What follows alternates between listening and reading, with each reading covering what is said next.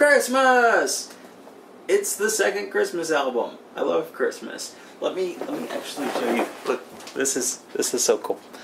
I gotta show you this. That's the Christmas Heist. That's the poster. It's very 80s. That's I just had to do that. Okay. I love Christmas. What can I say? I mean, and this album is actually quite a different beast from Elvis's first Christmas album, and that's really wonderful. And it is Elvis Sings the Wonderful World of Christmas, and it is indeed wonderful. That it is completely different. It's not very rock and roll at all. In fact, I would argue it's almost more in the vein of his gospel stuff. Not that the songs are necessarily any more religious, although there are your Christmas standards like "O Come All Ye Faithful" and "The First Noel."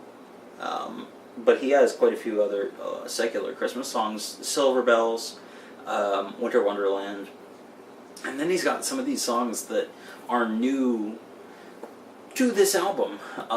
They're basically Elvis Christmas songs. They're definitively Elvis Christmas songs, like "The Wonderful World of Christmas,"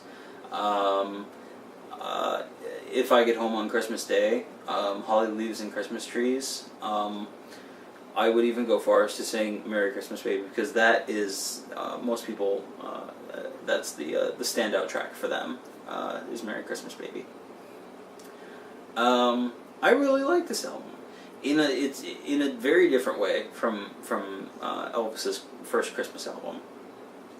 They have a bonus track on this one, which is the 1966 recording of "If Every Day Were Like Christmas," and there's a version of the album of Elvis's first Christmas album that came out in I want to say 1970 that also included "If Every Day Were Like Christmas," and that's the one that actually has become like a diamond selling record. It's his best selling album ever. But they have it instead on the box set. And that song in particular was co-written by Red West, who was one of Elvis's friends, and in what they would call the Memphis Mafia. And it's actually a really pretty song, and it's always been one of my favorites of Elvis's Christmas music. This album is very different.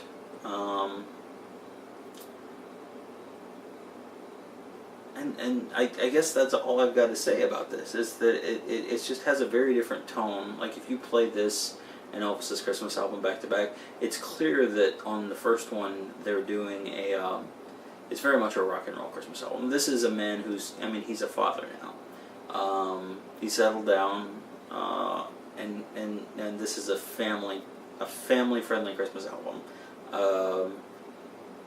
Everybody can enjoy something on this if you like Christmas. And in fact, there's one song in particular that I particularly like. Where's that? "On a Snowy Christmas Night." The thing about Christmas songs is that while they all tend to cover the same topic,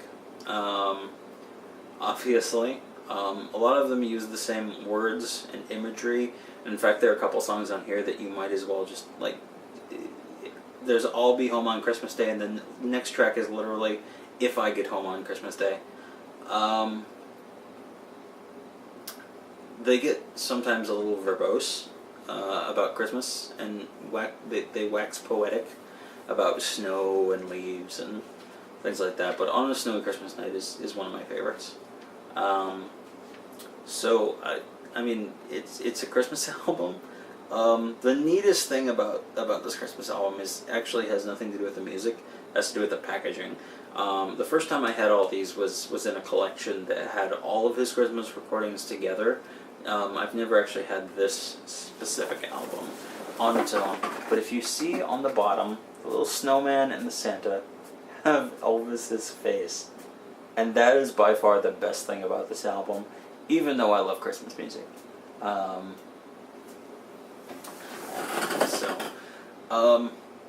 It's Christmas. If you like Christmas and you like Elvis, it's pretty good.